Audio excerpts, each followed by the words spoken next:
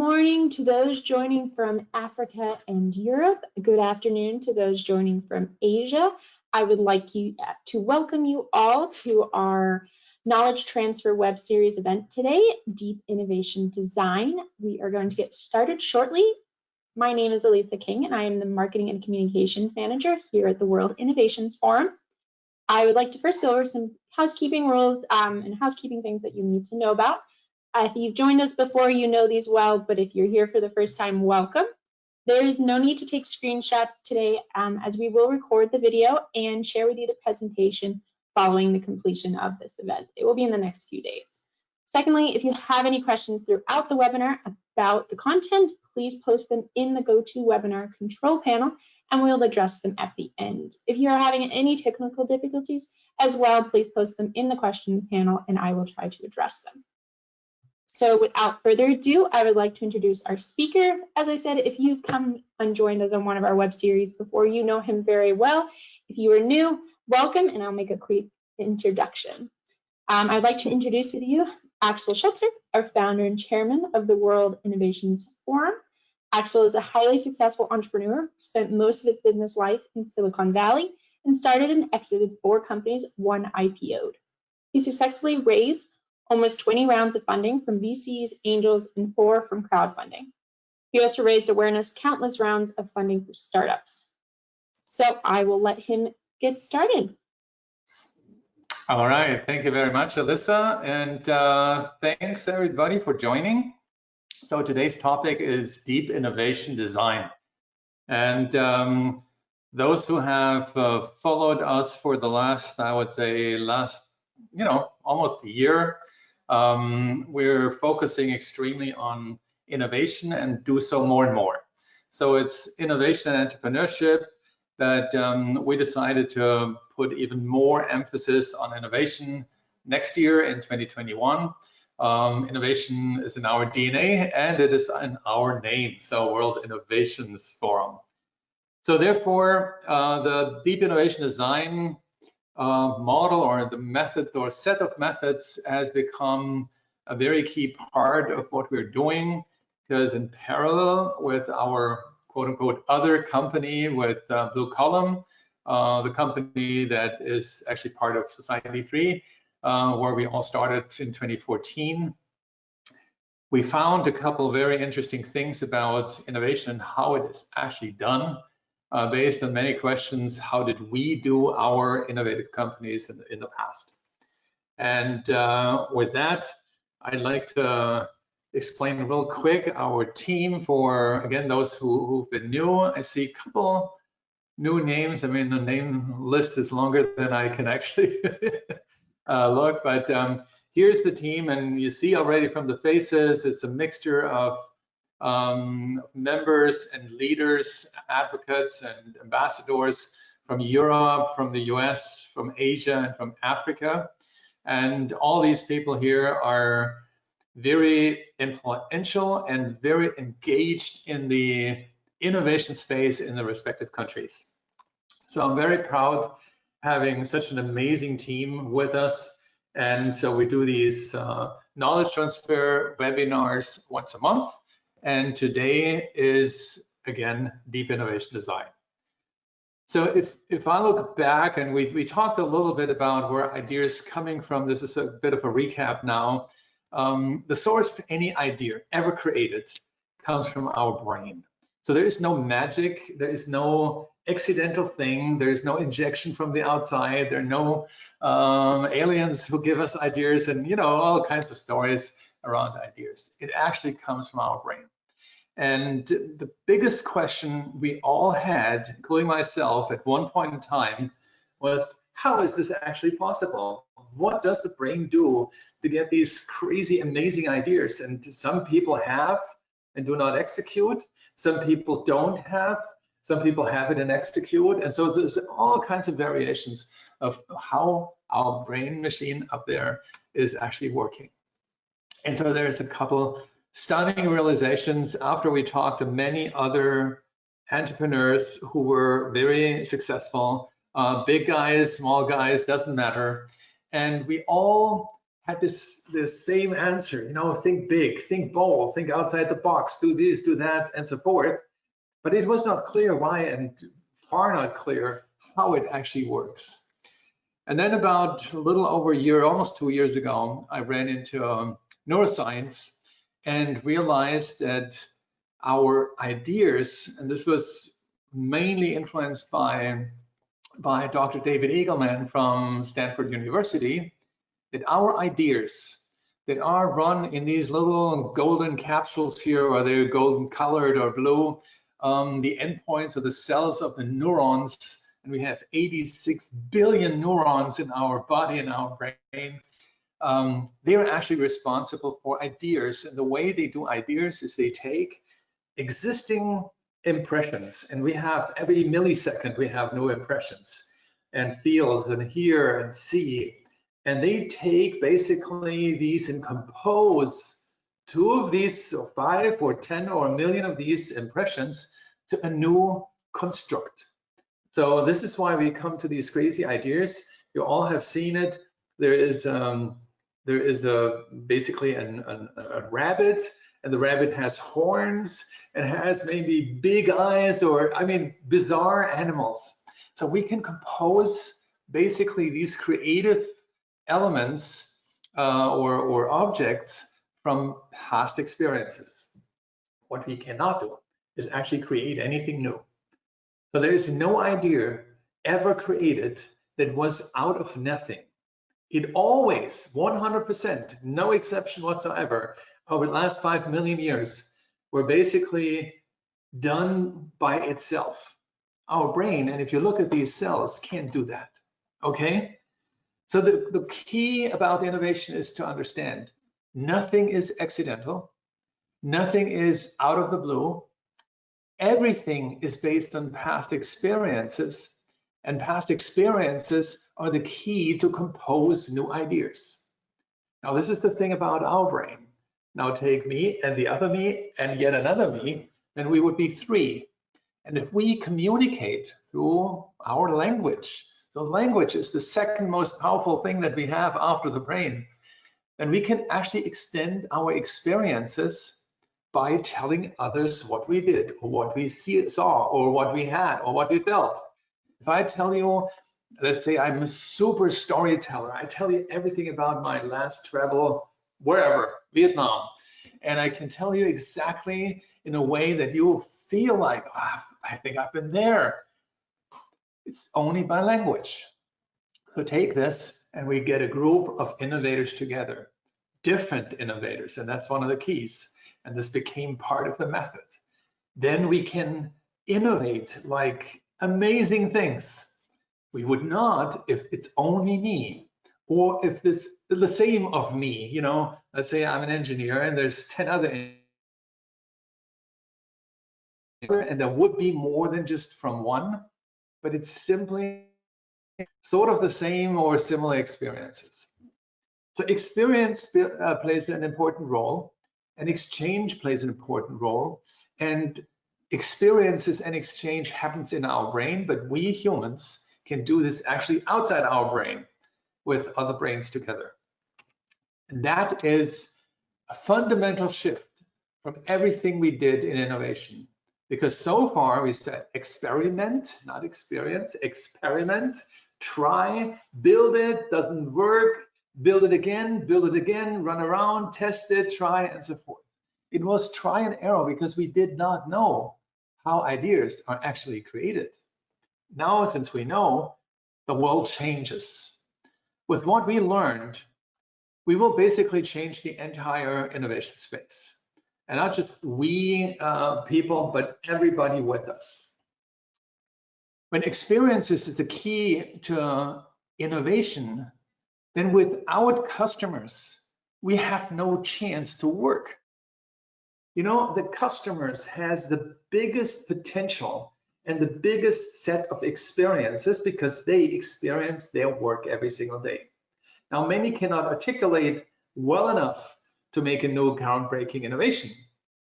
Also, they don't talk to each other every day about all their experiences because then they would talk all day long about experiences they had in the past. So they're limited in terms of making an innovation. They could if they get together, but usually they're so busy and they have other interests, so they don't.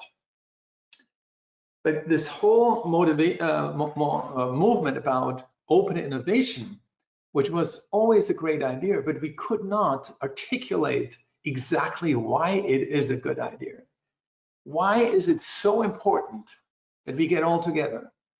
But now we know, because when we get past experiences, particularly the customer, the past experience is, you know, a bottle and how to open it. And some get harder, others get easier. Some lose the gas, others don't, and so on. All this need to get together, and we can brilliantly execute on innovation if we do that. Now, there are two groups of people. One are the startups. The other are the enterprises. So one would say, rightfully, wow, enterprises. I mean, millions of customers, that's heaven.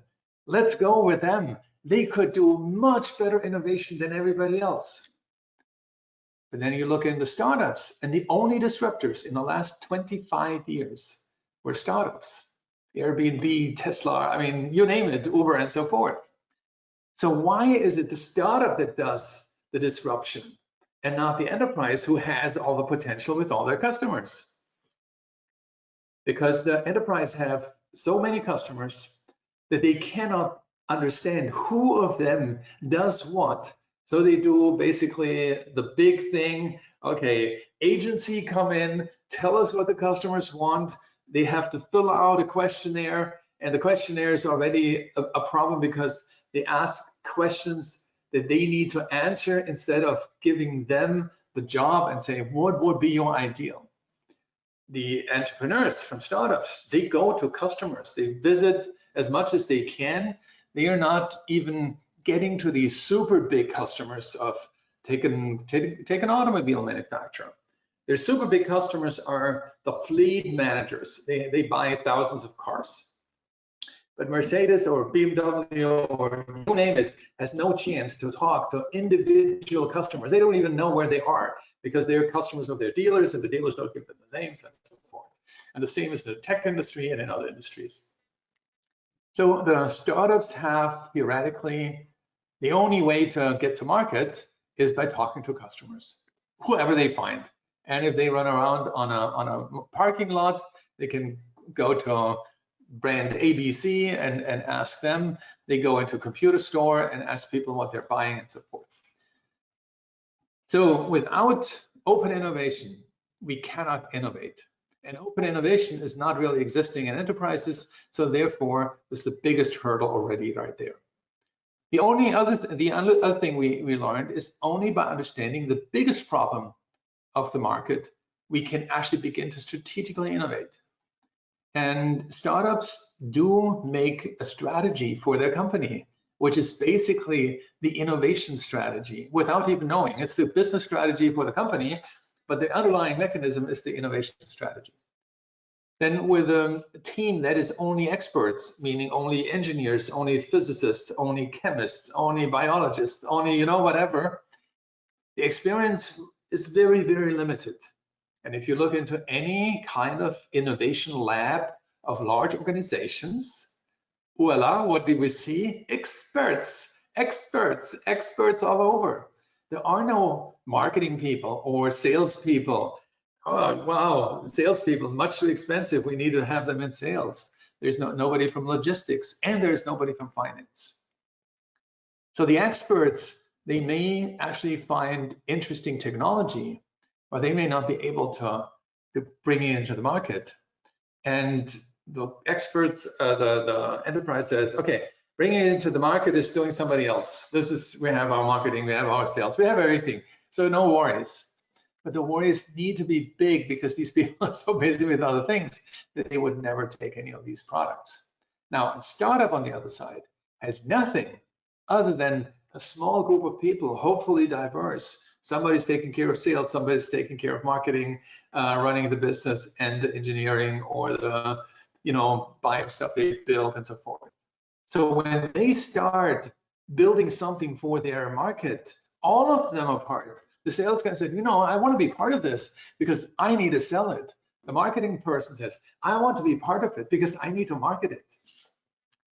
And furthermore, without knowing the dreams of these customers, and this is not the needs, this is the dreams, we don't know where to go. I mean, if we know what they want, I mean, this is the typical questionnaire, how can we improve? And the customer comes back and says, do this, this, and this, and this, and that. And then they do that. And the result is improvement. But if we're asking, what are your dreams? I really want to go up, high up in the sky and see the whole world like almost from a spaceship. But spaceship is a little bit too much for me. Okay, so some people started to build balloons and all the other kind of things to get up into the sky. Others say, well, I want to have this and that in my car. I need the big display because, Tesla have it, so I want it too. And so finally, companies argued in the beginning, no, this is distracting, this is stupid, this is really bad. And it is distracting, stupid, and bad. There are other technologies. But since they don't innovate, and since they only heard from some of the customers who have big fleets and their salespeople who want, a new car and want a Tesla, they say it's the display. And so other people start to build this big displays. The real innovation would have been, having everything on the windshield. That would be cool. And there are already these technologies available, but they don't comprehend what all these people really want. And then finally, a very interesting discovery you made, brainstorming. When we look at how actually our brain works and how ideas get composed, and digging deeper and deeper and deeper, you find more and more and more. We realize that brainstorming is a good thing to get ideas fast, but it's only the obvious idea. And you can prove it for yourself. Look at, think about any brainstorm meeting you have ever been recently, whatever recently means. At the end of the session, the picking was one of the quote unquote best ideas. And the best ideas are obviously those where everybody understood immediately, hey, this is cool. But if everybody understands immediately it is cool, then that is a so-called obvious idea. Everybody and their dog outside the market could have done this too. And some can say, okay, that's a cool one. We can do that too in no time, sometimes even faster than those who had the idea. And then we were talking about copying ideas and protecting the IP and all this rubbish, because it's the obvious idea. There's nothing to protect. The idea of value is zero, and building, everybody can do it. And if they get a lead saying, okay, we had this obvious idea first, so may it be. So brainstorming is not and never will be good for groundbreaking innovation. So our brain does something else. Our brain does protect our idea mechanism because it's energy it consumes, simple energy. And when it consumes energy too much, then it shuts down. And therefore, groundbreaking ideas doesn't come obviously. Boom, here it is. Never. They never come accidentally, and they never come immediately. They need to get out because the brain needs to understand that the solution through a brainstorming meeting it developed is not good enough. And the brain has been programmed for the last 5 million years to come up with the best possible solution with the least energy. So if the brainstorming doesn't do it, so we need to go back to the brain, so to speak, and allow it to come up with more. And there's some stimuli that we can do, and it's no drugs and no other fancy things. It's just time and asking more questions. And the brain will come up with these ideas. It will compose, trust me, from 86 billion combinations of our neurons in very short time and short order, new compositions of ideas. And those ideas will be harder to understand. And the harder to understand ideas are not the one, come on, I don't get it. I mean, this is too far away. Let's go on. That is where most mistakes happen, because these are the ideas you should be following, not the obvious one, the difficult ones. And again, in a very cool, very open-minded, and this is what you need to be. You need to be open-minded and think outside the box. In a team like that, these crazy ideas will be at least considered. And that's what you want to do. And so there's a couple other things like that, probably twice, 3 times as much that I can do here in this webinar. But you see already that we're doing most of the things wrong because we don't understand the brain. And I don't want you to be a brain scientist or a neuroscientist or anything like that. I only want you to understand there's something happening up there that is very logical, very consequential, very sequence-oriented, very much energy-focused, and all these things. And if we understand, we can develop methods, and this is where we start with deep innovation design.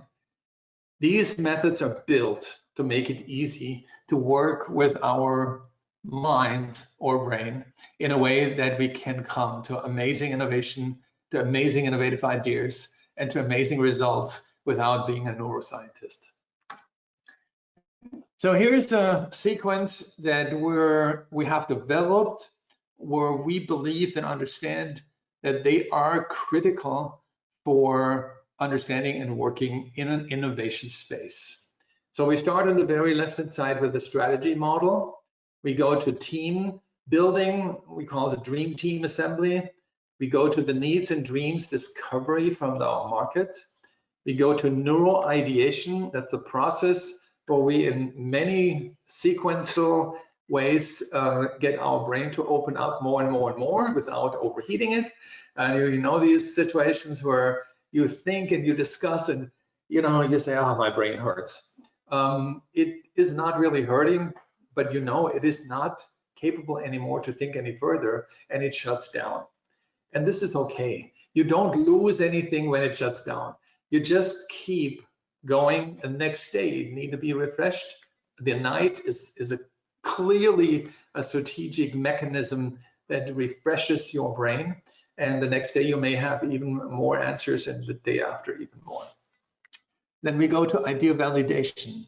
And idea validation is another very strategic method that we developed, because when you look on the past, strategic development, we build a team, we figure out what's going on, we find this idea, and now we validate the idea.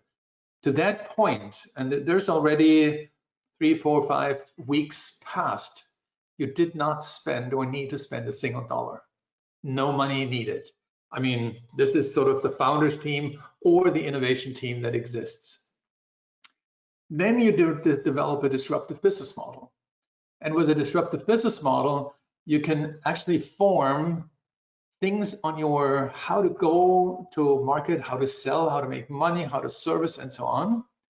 And if this is very disruptive, what you come up with, you actually build the disruptive moment, as we call it, into the product. So you develop this before you even start any prototyping, any line of code, anything. And then you go to innovation funding. With that, you can go to any CFO, if you're in a corporate, or to any VC or angel and say, okay, this is what we did so far. We analyzed the market. This was our strategy. This is the team we have. Excellent people, very diverse. This is what we know about the needs and dreams from our customers. And we talked to hundreds. I'm not talking 3, right? 50, 100. We had used the Neuro Ideation model, and so we came up with this really disruptive idea. We validated this idea with our customers. Based on the validation, we actually built a disruptive business model. And then now we're looking for funding. So if I would be an investor, an angel, and I would say, okay, how much money did you spend so far? And he said, nothing. This was all intellectual work. We didn't experiment and mess around and hoping this goes and hoping that goes, because we know that this is a need. We know that this is a problem in the market. We know that this will be working, because we cannot create anything out of the blue. If we know what's working or not because of the composition of our ideas, we can get funding. And this might be a VC, an angel, CFO, it doesn't matter. And then we go to the solution building process. And this must be, even in an enterprise, like in a startup, very rapidly. The point in time where you start building, you have 6 months to make it finished. And you will always say, this is not possible in our case because there are still, physical laws that we have to overcome and so on. And the other coming with enterprise software solutions, yet another comes biology, the next come with clinical tests and so forth. And every VC on earth knows that, and every VC on earth will still tell you, I don't care. 6 months you have, and then come back, and then we can talk. And so since we know it's possible in 6 months, that's your time frame. And then you go innovation to market model. And then you go to basically scaling this innovation. And the innovation to market model is not the go-to market strategy that you know from university, from businesses. This is the technique, how we go to market. An innovation will always be different than any classic product. Why? Innovation means change. People don't like change. If you go to your standard customers with change, you will lose, obviously. So, innovation to market doesn't work? It does. You just have to know who your customers are for that innovation. These are the open-minded, again, open mind, but these are the, basically we call it the early adapters. These are people who are on the forefront of things. They play with the most advanced technologies. They're the most successful companies in their market space, the most difficult customers, the most ambitious customers, and the most demanding customers. And those are the ones that everybody tries to avoid. Yeah, stupid, isn't it? But we have to understand also their mechanic, how they got to the point where they are, because they're advanced with everything. And these advanced customers are your best bet, and actually your only one. And so you see the whole methodology from start to finish is a path with very counterintuitive activities. But once you understand, then you will be able to make it. And I have to say, when we realized this is what we have to do, I said, yeah, this is what I did all the time for companies, always kind of this model. And if I did not, well, yeah, this is why it failed. So it isn't something that is new. This is what most of these highly performant entrepreneurs did intuitively, accidentally. You can call it whatever you want. I mean, we have innovations in 375,000 years. We do that, but we never knew exactly how. We could not repeat. It was all trying and looking, well, this is what he did. Maybe this is the thing to a success. No, sorry, it wasn't. Let's start again. So by building the deep innovation design model, we also realized there are actually different types of innovation. They're the big five, as we call them, is the product innovation, the very obvious one. I mean, this is what everybody's looking for.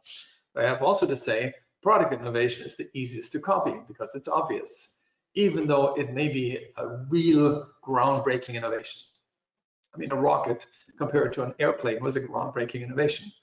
But, you know, Werner von Braun did the first couple of rockets, others built it too. Experience innovation is already much harder. You know, Disneyland is an experience. And people try Disneyland type things. And funny enough, you know, think about it. Who succeeded? Who was better than Disneyland? You know, I think there was maybe some or the other that you found cool.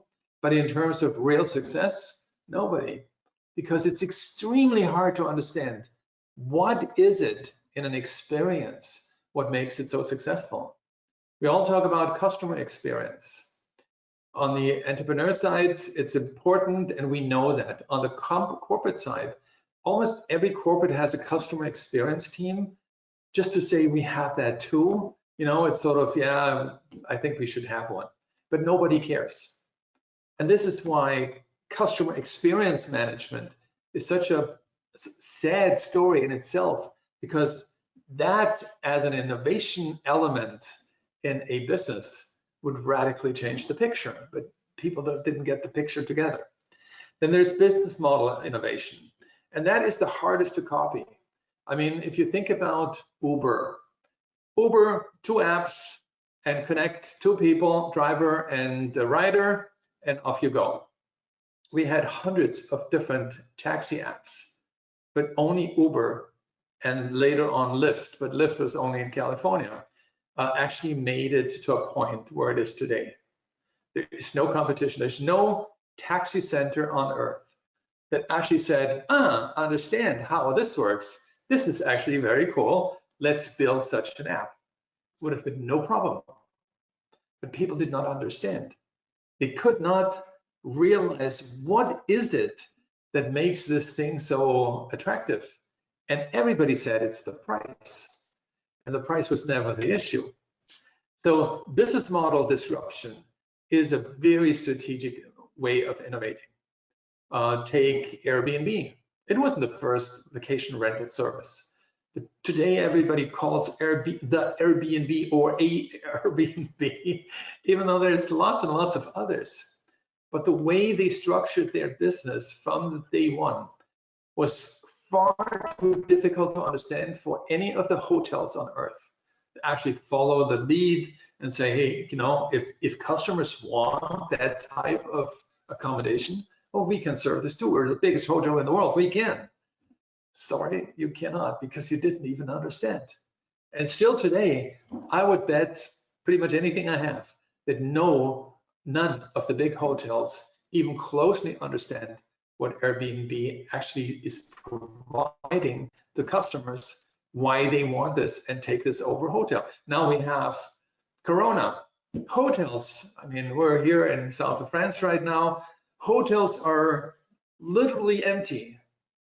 Airbnb spaces, you know, vacation homes, vacation apartments are overbooked. Can you imagine? But nobody understands. They did not understand that the business model is fundamentally different, and they accommodate the needs of the customers versus accommodate themselves. Then organizational innovation is something we learned from some of our customers who actually wanted to be just innovating their internal structures in various areas. And we found this very, very cool. So we added this to the list. And then there is structural innovation.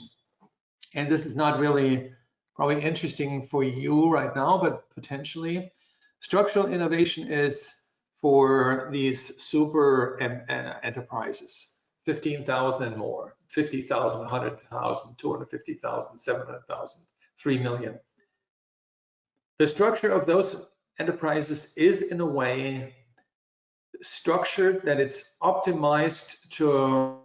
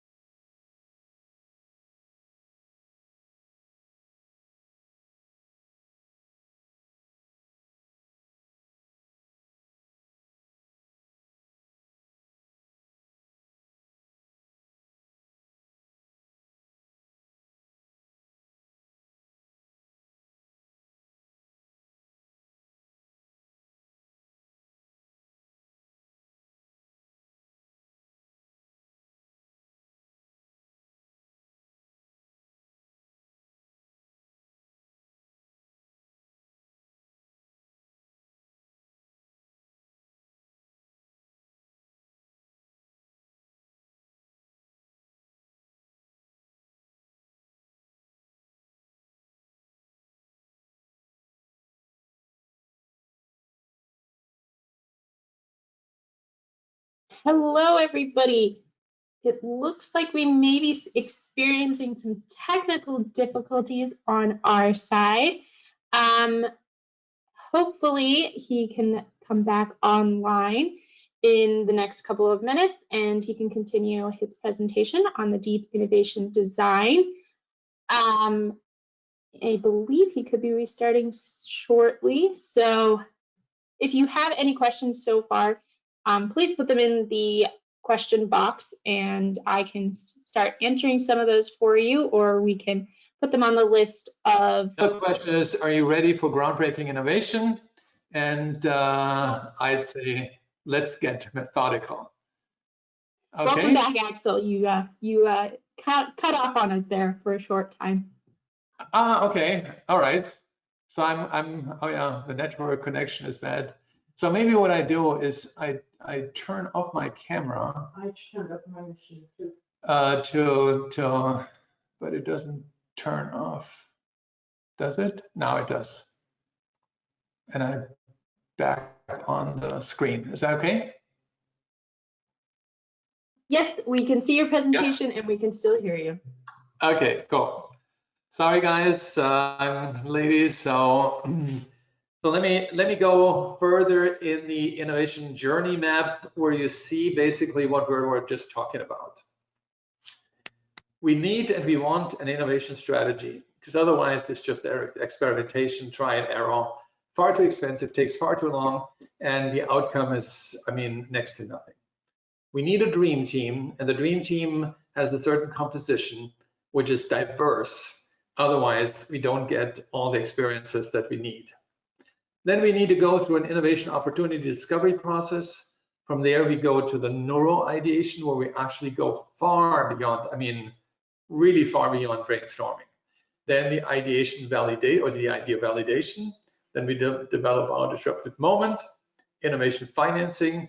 Then we build a solution. Here's one thing that interesting, you know, when we're finished with almost any of these steps, we're more or less going to the next.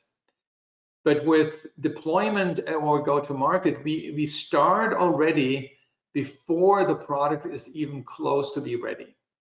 And that is something that we have been trained, I mean, hammered in our brain in Silicon Valley, that we need to get out into the market way before things are ready. And that is a complete no-go for anything outside the United States, even outside Silicon Valley. I mean, the people in New York or in the East Coast in general, they go much further with their solution before they go to market. And I could, in the beginning, not understand why that is, but there was an accidental event. So one of the customers told me, hey, actually, you know, I'm just excited about what you do, but primarily how you do it. I mean, your product is far from being ready. And I thought, okay, now here it comes. And he said, and that drove me to really dive in, because I love to actually shape a product to my liking. And this was one of these large enterprises. And in that moment, I understood, the earlier you are with those type of customers, the better you build the product to their liking. And even if it's just one, I mean, it's up to us to find 5 or 10 or 15 or 20 to do the same thing and aggregate all their inputs. And at the previous company, we had basically 1,400 of these inputs in the first 3 months. And we got that because we had, I mean, this was a software as a service application. And so we had the inputs based on a little window to open where they could put in right away what they want, what they don't like, what they like. And with these 1,400 inputs, we were the latest in the market, but that helped us to build a superior product over all of our competitors. It would not be possible if we would start something like here. Product is now ready, looks very good, because one thing happens if you do that. The customer decides, this product is good for me or not. If you start here, the customer decides, oops, sorry. The customer decides, that may be okay for me, and I can even shape it. Double trigger, yes. The other, easily a no. So We need to do that in order to innovate, but most of the companies don't, because they feel it must be professional, it must be ready, it must be shiny, it must be so cool that people go to their knees to buy my product. They don't. Okay? And then when we are really ready and rocking, then there is another big element, and that is scaling. Because, you know, when you scale, you do a couple things very differently, like any other manufacturer who built the next generation of their product. When you scale primarily your audience size and type. You go away from these early adapters and now get into these more classical, more standard, more conservative customers. And their decision-making process is fundamentally different than an early adapter. And if you don't know that, well, you fail. There's a huge success book written, this was, I think it was in the 80s, Crossing the Chasm by Jeffrey Moore. And this is probably today even more valuable than back then, because we're running much faster than 30 years ago, or 40. So the Crossing the Chasm is actually the maximum, maximizing the scale. And if we fail there, we'll again fail with our application. I was invited by a large, huge enterprise, one of the biggest in Japan. And they said, well, we had this massive innovation here and we couldn't get to market. And so I was astounded they're even talking to me, but they wanted to understand our thinking because I learned about it. And so I realized what they did is they brought this super innovative product, which is actually a shame that they couldn't. They brought it to market like any other product. And they went to the conservative customers first because this is the biggest customers they have. Global enterprises with gigantic volume. But this innovative product was too radical for them. And they didn't talk to the early adapters, which were hungry for radical. And they bought it from other companies, some in the UK, some in the US. And I told them, you know, this is already over because you missed to serve the customers that are the most influential in 5 years from now. 5 years from now, but who knows what is 5 years from now? Well, you should know because, you know, in 5 years, I mean, this is no time. You know, just go back to 2015. Going back, yeah, a lot of things happening, but time was just passing by. And so if you will want to go with your innovation to radically succeed, it's far more than just having an idea or building a prototype. It's the entire scale from innovation strategy all the way to scaling. And if there's anything in between doesn't work smoothly, you will lose. And this is why we have only so few, I mean, probably 100, maybe 200 highly innovative companies on Earth, because all this is, you know, not really understood by most. And so let me go through the most important steps. So we talked about innovation discovery in the very first place, so even before the strategy. And this is a thing that most people actually don't, because they don't know that this is a key thing. And innovation opportunity discovery means figure out in your market, the market that you want to address, where is the biggest opportunity to innovate? And it's typically the biggest problems, and the biggest problems are the hardest to tackle. And most people, I mean, I see this in Quora, for instance. I guess you all know Quora. The easiest thing is, okay, I'm a startup, I'm 16 or I'm 19 or I'm 20. What is the easiest way to build a company? You know, forget it. I mean, the easiest way is, it doesn't matter what it is. It is doomed to fail or be a tiny little survivor element. No, you need to tackle the big problems. And this is what people do, tackling big problems that have been not solved. And if this is too much, if you look for the easy money, well, then go to the lottery or, you know, become a salesman of, you know, insurance papers or something like that. That's much easier. And this is almost more likely to make money than with easy innovation. So you will learn what the problems are, and you will understand again and again and again that open innovation, meaning involve all your customers and all your prospects and your business partners and everybody around you who has a saying in this industry. Involve them. And that openness does not fire back. They don't steal your ideas. I mean, the whole idea stealing, I said it probably 1,000 times, is completely nonsense. Nobody has ever stolen an idea and was successful with it.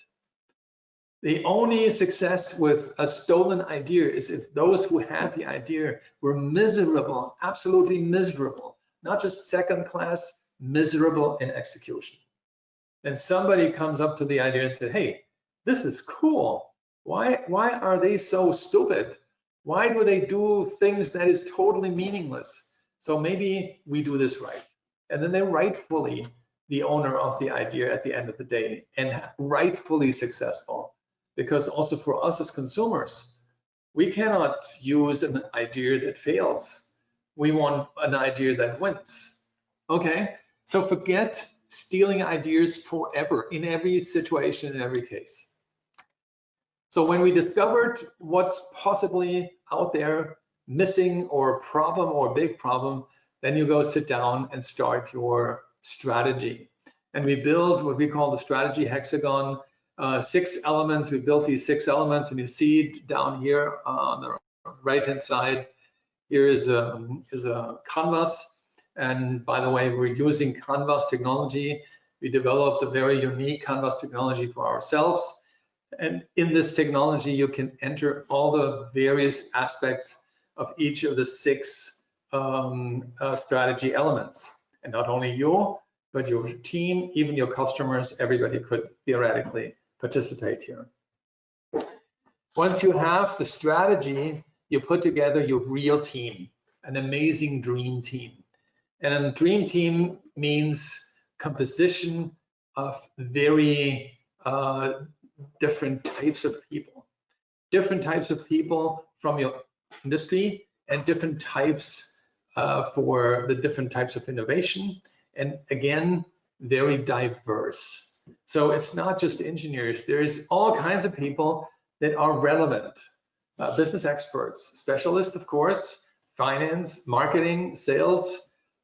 These are the dream team assembly for your innovation.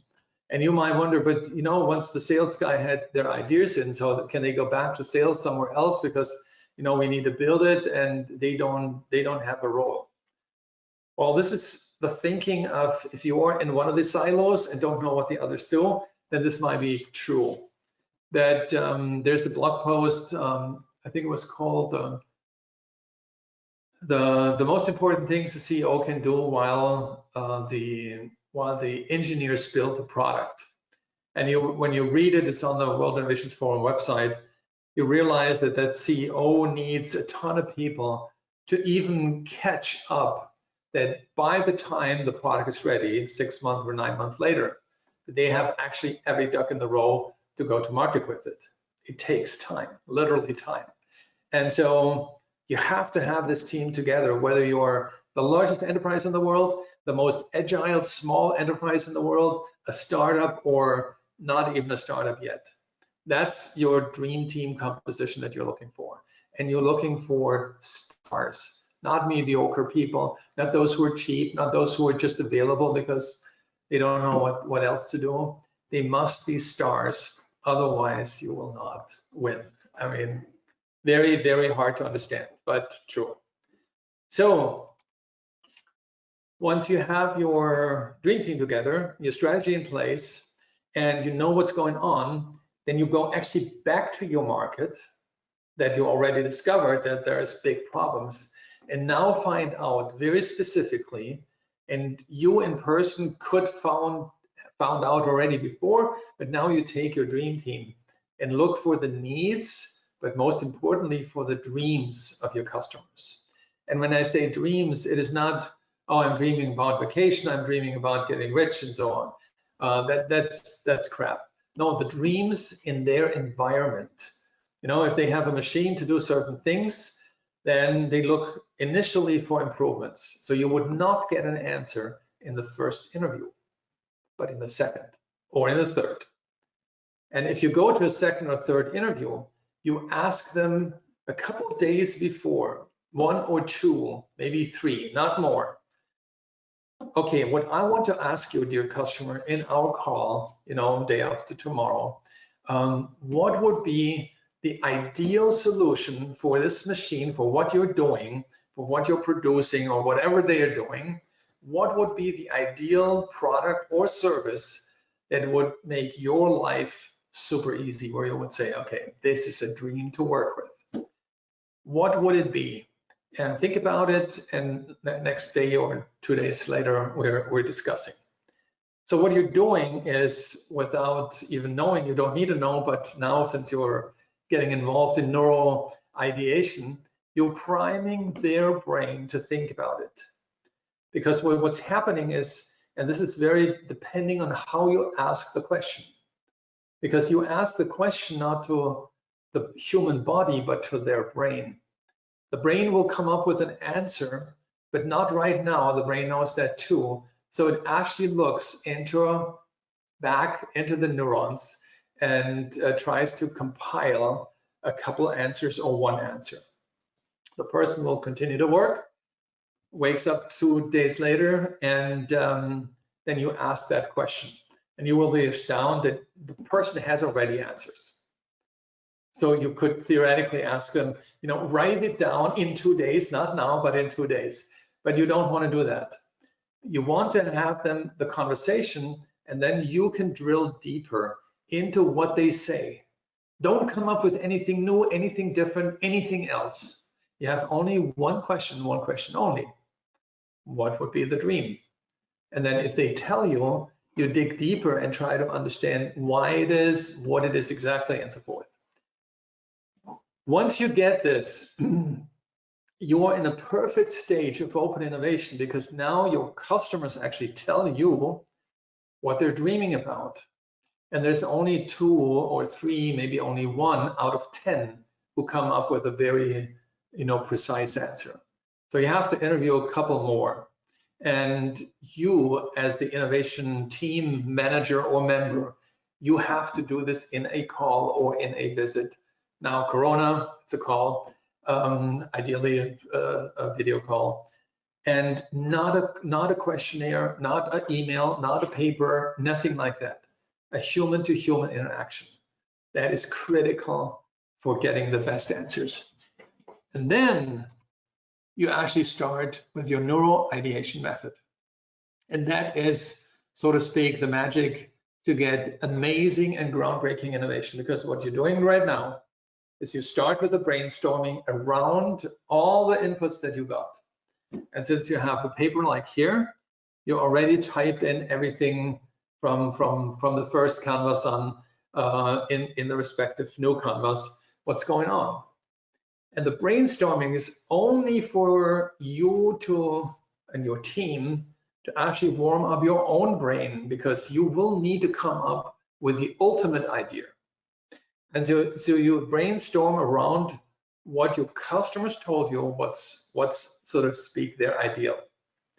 And then you get into a new session and you look for analogous experiences.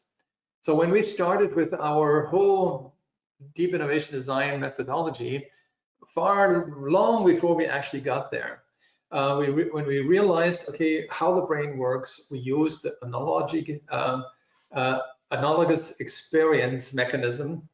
This is something that our brain does too. It looks for similar but not related situations when it needs an idea or a solution for something that is not sufficient for what it does. So in an extreme case, if you're in a car crash and your leg is bound, you know, the obvious recognition of your brain is take the leg out, but this may be not possible. And you need to come to new ideas, and what the brain does is looks for things that is similar but not related to that, maybe, you know, a lever, but there's probably none. And so it finds out something that you may get actually the brain out. And people who can basically meditate in such a situation will find more likely a situation like others who are just completely blocked and can't think anything and basically fade out because of that. So analogous is a key function of our brain. And if the brain knows that, okay, the idea that it produced is not sufficient, it goes into analogous mode, and you can do that by stimulating, saying, okay, let's think about analogous situations to what the customer said in these situations. And then you think about it, and you come up with new ideas. And if it's not sufficient, then the brain realizes, okay, your leg is still in the car and still hurting like hell, and it comes up with new ideas.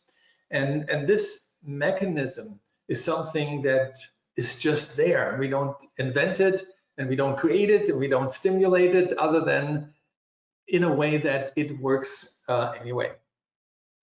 So, and then we go into a brain stimulation for openness, and that is typically removing the blockage when it realizes, okay, now I need to have full energy. And you will notice in those sessions, you can't do this for more than an hour, probably 30 minutes, because the brain now goes actually actively into very, very different spaces to find ideas. And the question you will ask and let yourself, meaning your brain, know, you know, what is it?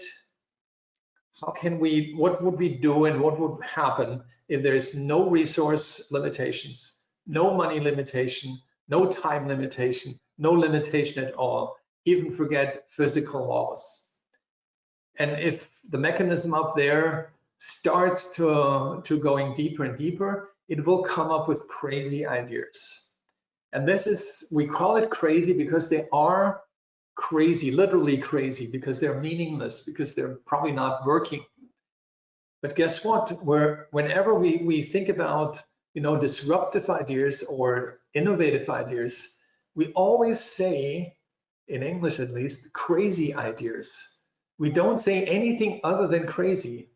And so that made me think, why is that? And it is because these ideas are basically impossible ideas. And the crazy ideas are crazy because they're not possible. So we're looking for a degree of impossibility in order to innovate. And this sounds, again, completely counterintuitive and, again, crazy. Why should we waste important time and brain and everything else for something that does not work anyway? Well, and we call this column burst. The column is the middle piece of our brain called corpus callosum, and the short word column, hence the company name column, blue column. It fires from both sides, from the emotional and from rational side, you know, things back and forth. And if it's not satisfied with crazy idea, it continues to do this until it doesn't want anymore, too much energy is consumed. But in this moment, in this column burst moment, it comes to crazy ideas that are impossible, therefore meaningless, therefore stupid, and absolutely crazy. But all these ideas came from experiences that happened in our brain that happened in the past, or we heard from somebody else. And also what somebody else told is potentially crazy, but it's also all something that somehow existed. We may not be able to build this impossible thing here and now and today, but it is buildable, meaning we will be able to build it. Maybe it takes a year, maybe it takes 10 years, doesn't matter. But now 10 years, again, no time. And what happens in the next 10 years from today, between 2020 and 2030, we know that the number of innovation will triple, quadruple, exponentially increase. So we can go for crazy ideas, knowing that's impossible, but also knowing that there will be the day we get to. And that is what every person that is called a visionary is actually doing. I did this all the time in every single company without knowing that this is actually a stupid, crazy idea that's never working. Therefore, I never told anybody until I found, well, after the second company, well, we get very close to this. So I started to tell people what I'm thinking. And this is when I became the visionary, so to speak. So this is part of the Neuro Ideation Method, which you already see in this very short, webinar. It goes far beyond brainstorming. And once we understand how ideas are composed, any idea, by the way, and another thing which is interesting, this is also the same mechanism in learning. Because when we learn new things. We could also call it an idea by learning from other experiences. And then we make it our own. And so ideation and innovation and learning in the brain talk, so to speak, is actually very close. And that is important to understand, because when we communicate our sort of crazy ideas to conservative people, we will fail. But still, some people made it. They got funding. I got funding for crazy ideas. I once got funding because it was not crazy enough, because I didn't tell what my end game actually is until I realized, okay, I really should tell. So there's something that we need to also understand in our ideation process, is how we communicate to conservative people. And since learning and ideation is so close to each other that there's almost no difference, we need to take this as a learning mechanism. So how do we educate somebody who has no clue about X, Y, Z and begins to learn? Well, we do this in an inductive or deductive way. One meaning it starts from ground up and we build it up, or the deductive is we start from the top and why we got there, step by step reverse. And if we realize that all these didactic methods that we know from school and university, particularly from these elite schools, where they have simply top-notch instructors and professors, they know this by, way deeper than most others. Well, we need to get to that knowledge too. Because when we want to go to the VC or to our CFO in an enterprise, we need to use that method to make them clear that our crazy ideas has a very rational background and it's not by accident. Okay, so when we had this idea, going back, neuro ideation, we have it. We have not talked yet to our CFO. We do something else in between, idea validation. So we go back with what we have and everything we have back to our clients, actually ask them, in essence, 3 questions. What problem will you, dear customer, solve with our solution? Don't ask them how you like it. Don't ask anything else other than this carefully over years crafted question. What problem will you solve with our solution? Because what we want to hear is, I would use it to solve this problem that I have. And any other answer would be negative for you. If they don't have a problem, but somebody else may, sorry, bad. So make sure that you get to the point where they tell you what problems they solve. Because people can get very excited about new things and see all kinds of opportunities, but not in their own life. Well, that would be not helpful. That would be not an ideal validation for you. It would actually devalue or devalidate because they don't have that problem. So make sure you have people with that problem and you find out by that question. And I would actually recommend use the question just as phrased without any change. Now, if they come back and say, this is how I would do this and how we would do that, and one of our problems is this, and this is what actually would solve it, then you're really in a good shape. And there's a second question. if we would discontinue, what would you lose? Again, a very carefully crafted question over time. If we would discontinue, meaning the product is no longer available, what would you lose? And some people may say, I mean, lose nothing really. I mean, we would go back to what we did before and that would be okay too. Again, not good validation. But if they come back and they say, no, I mean, that will cost us a lot of time because we need to all the way get back to this old and clumsy mechanism and so on, or we would actually have to probably reinvent your solution because, I mean, once we have it, I mean, you need to promise us that you will stay alive because that would be disastrous for us. Then you know, okay, you're solving a serious problem, and without your solution, that would cause another serious problem. And the third question is, what would be, if you would be my advisor, what pricing would you suggest? I mean, when we do validation, oftentimes you see sort of guidance, you know, ask the question, you know, what would they be willing to pay and so on.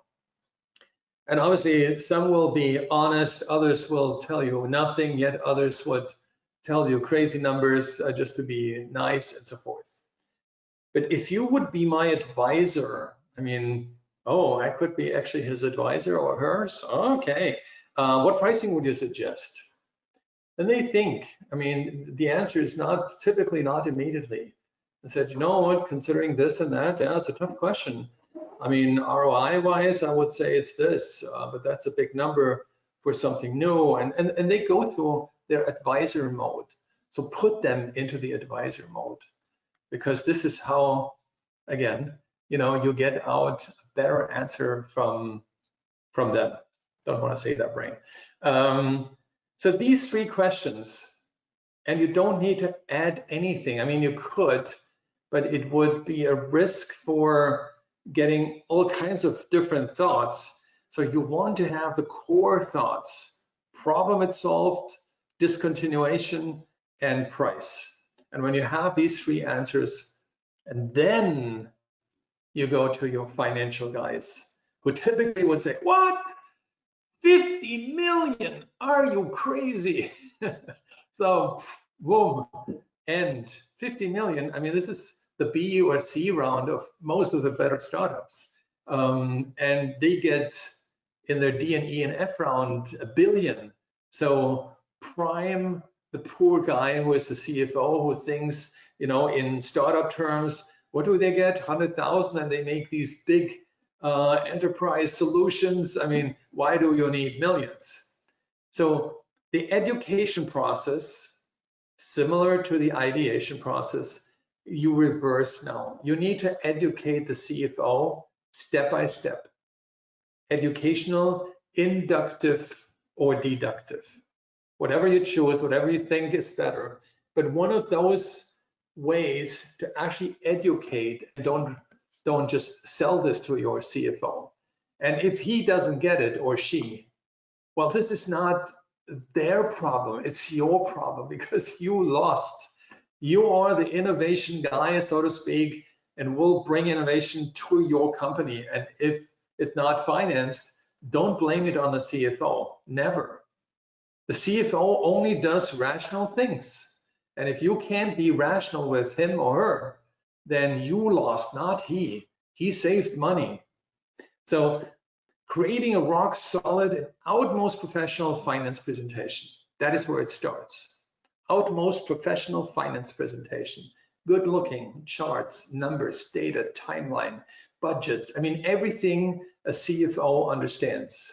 Nothing crazy, nothing about, oh, this will bring us to a world leadership in no time. A CFO doesn't think in these terms. So you need to learn in what terms they think. And then your research, your ideation process, your idea validation. So in this sequence, so they understand, okay, so you did some solid research. Okay, so research includes also, you know, the customers. And then you had this idea process that's interesting and I can follow. And so don't make this a short thing, you know, that's how the brain works, but you don't need to know. Because if they don't know, then they cannot validate this ideation process as of any value. You better don't mention it at all if you think this is not good. And then the idea of validation. Okay, we talk to these customers. So you make the list of 30, 50 customers, not 10, not 5. And you share the question you ask, and you document. You can literally go one by one through the answers of your interviewees. And that would bring every human to think, okay, I mean, if these do that, and did you also ask, did you also get negative feedback? Yep, we did. These did not. So why do you think these did not? Then therefore you will learn in the validation process, there are two things. One is the rational answers and one is the emotional answers, and then you can compose a reason why one or the other answer probably was given or not. So then the CFO may actually be inclined to give you money, and you have not told him why and how much, but he will ask, you know, blah, blah, blah, blah, blah, tell me how much you want. Then you need to go back into education mode. Okay, listen, dear CFO, one thing I want you to be aware of, because I can throw any number of you that doesn't matter to you. Innovative startups take, you know, 10,000 to 50,000 in their very first round, 200,000, then 3 million, then 7, 10, 15, 100, 200, $500 million. And every unicorn, by the term of unicorn, is $1 billion valuation, so somebody paid for it. And every of these startups took 500 million upwards. So I want you to be familiar with these numbers, because we're an enterprise, and also our market doesn't react differently to us than to startups. They react to innovation. And so we need to be aware that this will cost serious money. And this is a process that may be good at that stage. And I also have to say it may be good already in strategy stage, that you pull your CFO actually, if you can, into that discussion. Because if they don't feel, you know, not involved, they may, I mean, a number like we need 50 million may block them. It's like, you know, you shoot an arrow straight into their head. They cannot think others than 50 million, no F way. And any argument would fail because they immediately shut down and block. So same like in any education. So in the past 25 years, no highly disruptive company has risen to an IPO with less than 50 million in funding. Not a single one. There was one, it actually was like 65 or 75. I don't remember exactly which one. So it is very clear that innovation is also a function of capital. So innovation financing is an act of innovation capitalization. And CFO in any company need to understand that ideally before you even start. Hence the suggestion, get them in the strategy stage. So the interesting thing, I go back here real quick. The first 7 steps was all about intellectual work. No prototype, no money to be spent, no research to be covered, nothing. And only once the go from the CFO is coming, well, over the next 5 years, you need this in this tranches. You need, you know, initially maybe 1 million, and then maybe 7, and then maybe another 25, and so on. Then, you know, it may actually work. So you build, you implement, and you go to market. And this 8th step is critical. And if you see one thing on this chart down here, so obviously this is empty, but this is the go-to-market episode, as we call it. So each of these, this was the initial one, the strategy one, the dream team analysis, the dream team assembly, and so on until here. the red stars in each of these fields are called innovation critical. And if I go back real quick, oops, sorry, other direction. So here's also a lot of reds in the finance, obviously. Then here's idea validation. There are a few red stars here, here, and here. Then here's almost no red star, actually just one. Here the needs and dreams are a few. So everybody would say, but come on, give me a break.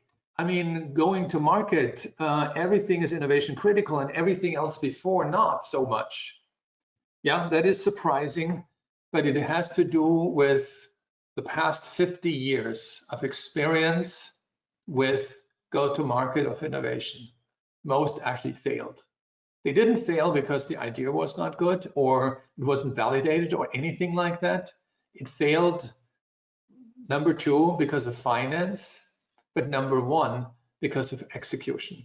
They did not get into the market the way an innovative solution needs to get to market.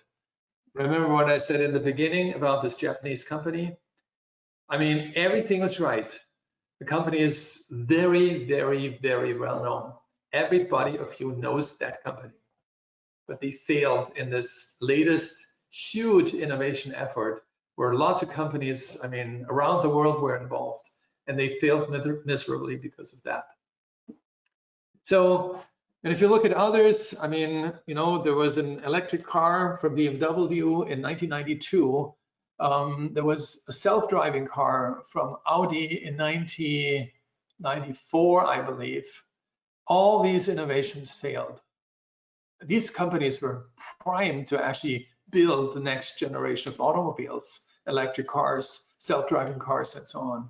But they failed miserably because of that, not because of funding. They would have enough funding. If you go back real quick, innovation financing would be there.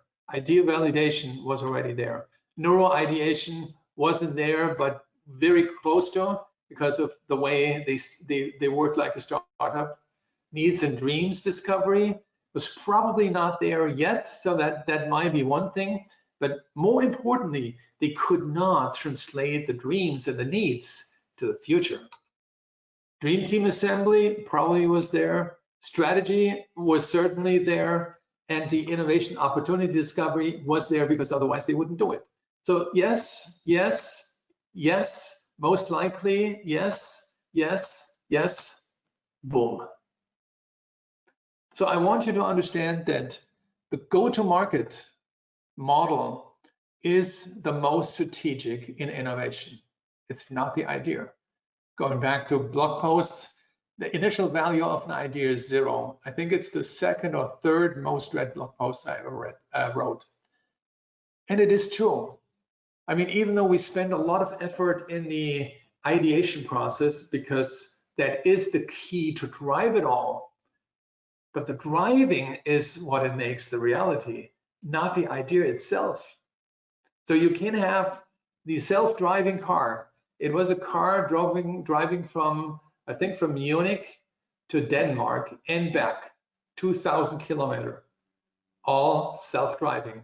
I think there were 2 instances. You find it on Wikipedia. 2 instances where the driver had to actually intervene. So it's already there, but execution was the biggest problem. Now, in order for us to get these methodologies going, we realized in projects before we had the technology that filling in canvases from many, many people is an interesting act, but then compiling all the information was almost impossible. Compiling and then even ranking it and rating it was clearly impossible. So we developed this multi-dimensional canvas system. And so all these up here, from opportunity to strategy to team to the needs and dreams discovery to the neuro ideation and so forth. Each of them are different canvases. They're all connected with each other. And you see here rankings and ratings. Everybody who has access to the application can like. Only qualified people can actually rate. So that's one of the differences. Everybody can communicate with everybody else.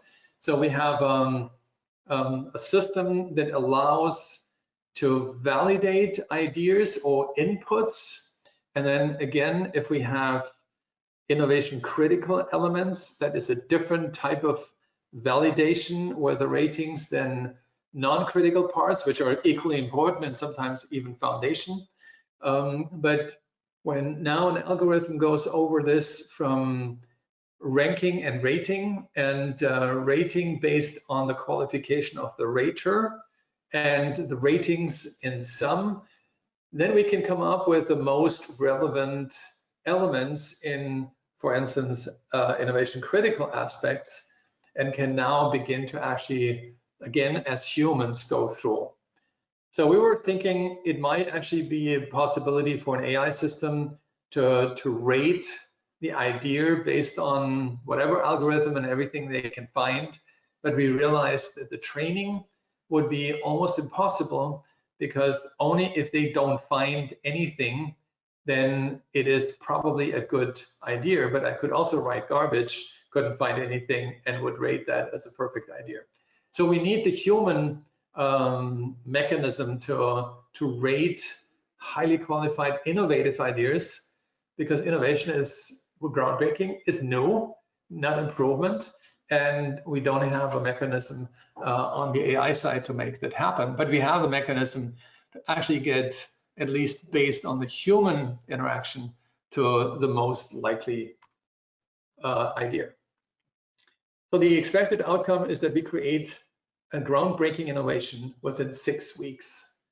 And given that some enterprises work for 7 years with no innovation other than improvements, that is a radical statement. And we know that people say, no, this is garbage. I mean, cannot work. We know it does, because that is actually what most of us innovators did in the past, just without having a clear tool and a clear strategy. And it took these entrepreneurial breakthrough kind of mindsets to do that. But we believe, and we know, and we've seen this in 2 of our projects, it is possible with smart, open-minded, non-entrepreneurial people. So that basically concludes the Deep Innovation Design Methodology webinar. And obviously we have a little bit time for question and answers. The next knowledge transfer webinar is customer insights. So we're trying to get into the minds of our customers and learning basically what we can do and how we can treat them and how can we work with them and how can we continuously include them into our innovation processes. Then in November, we have fundraising as a topic, and this is, again, this is innovation fundraising. So what we talked into this one episode of our strategy today, we will have a whole webinar for that, because there's a lot to learn and a lot to go wrong. I mean, unfortunately, but also a lot to gain.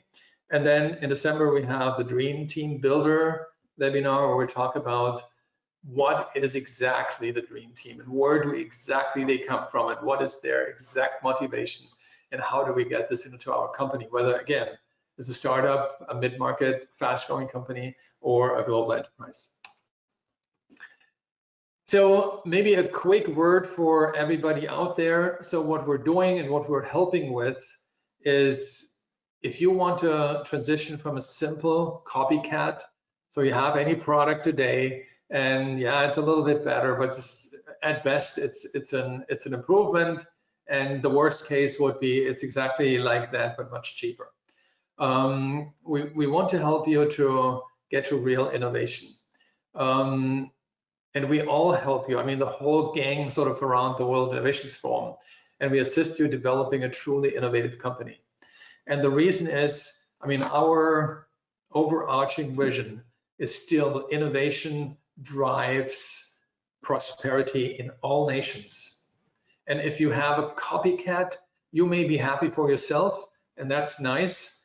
We would not be the right organization to support this in any way or shape. It's not that this is a bad thing, but it's not something where we need to come in. But if you want to help your company, your country grow and be prosper, there are two things that have all, without exception, all developed countries in common. Number one is they were innovative. Number two, they got it into the world market. If you consume your innovation only internally in your market, that's nice for you revenue-wise, but it shifts only capital from one to the next inside. There's no gain in the country. The country gains if you export your product. And if that is an innovative product, you don't take anything away from other countries. So you make money, excessive money from your innovative design and your country too. And that makes your country actually purchase more innovation from other countries. And this is not a perpetuum model or anything. This is a growth economy model. And we grow as long as we have problems on Earth. If there's all the problems are solved, then we may rethink. And then maybe innovation is needed for that. If you can't get market traction, we can help you there. We can help you spread the word. I mean, we're in multiple countries. If you need more revenue, we will introduce you to markets that may be attractive for you. We're on 4 continents. If you need an investor, I mean, we have 900 investors in our database, and so we will find investment if you are investable. If not, then we help you to get there. If you have any problem, any challenge, you know, we're happy to assist you. I mean, this is the core of the World Innovations Forum. And all you need to do is become a member and ask. And once you're successful, we obviously want you to also help others. And sometimes even already on your path to success. I remember with my investors, and I think we were still pre-A round, so we had 2 seed rounds. He said, no, actually you're at a position, you should also help other startups. So I'd like you to introduce you a couple that you may be helpful. And I thought, well, I mean, how can you do that, or how do you want this? You know, you want me to work as hard as I humanly can. And he said, yeah, but still, that's the name of the game. So I realized that he wanted me to help others because that makes others to help me. And if I need help versus and asking somebody versus trying it out for myself, now I save horrendous amount of time. And so that is something, you know, that is part of this Silicon Valley spirit, but it's also part of the World Innovations Forum spirit, helping others. And I want you to help others too. So on the horizon, become a World Innovations Forum member. Innovation Management Academy 2021. It's just about the first information is now on the website. You can register, and we actually want you to register, even though you may not get a seat, or you may at the end decide you don't want to go, or whatever, doesn't matter. But if you're seriously interested, I'd like you to register so that we know capacity building and everything around it. We continue with local meetups in an online style only, still, as long as we have all the imponderabilities, and everybody will learn collaborating online. That's part of the online world. Thank you. Thank you, Axel, for that presentation. You did actually take us a little bit to our time limit today, and I don't want to hold up our attendees too much, so I'll just ask you one quick question. Really, is more in regards to where can people find some resources on what you have discussed today. And please note that we will be sharing this presentation. I know some of you guys struggled, especially when we have the technical difficulties. So the main one, Axel, is you talked about the big 5 innovation types, and you also talked about neuro ideation. So those 2 topics. Is there anywhere or blog post that people can read and learn a bit more about what you're describing there? Okay, that's a good point. There is, I think the blog is probably the best place to go. I will continue to blog about these things in the next couple of months. And I'm actually writing a book, Deep Innovation Design, with all the methodologies, but that will be not ready before December this year. Other than that, I have a meeting with Martis this afternoon regarding our education program. So I hope we will get some answers to you shortly. Great. That people are very happy with that for sure, and they are very excited about your book that could be coming out. One question quickly that's come in: how do I become a member? Oh, this is actually easy. You'll go to get involved on the WIForum.org, and from there you click on one of the member buttons, depending on what you want to, what type of member, but it goes off to the same profile page, and then you select whether you want to be more on the investor side or entrepreneur side or corporate side and so forth. Great. If you did ask any other questions and we didn't address them during this webinar or now, we will definitely follow up with you with some of those answers. And as Axel said, he'll be writing some blog posts over the next few months, and we will be gladly share those with yourselves in our next few months. If you sign up for our newsletter, we will definitely, you'll get notifications about that. So without further ado, I hope everybody enjoyed today's presentation. Axel, thank you very much for it. And we hope to have you guys all join our next one on October 5th, Customer Insights, as Axel described. Registration will soon become available for that. I will be sending emails later this week with the presentation as well as the recording and the registration link. So thank you very much, everybody, and hope you guys all have a great afternoon or evening if you are in the Asia side. Thank you. All right. Also from my side, thank you. Thank you, Alyssa. Great job, and looking forward to the next one. Bye-bye.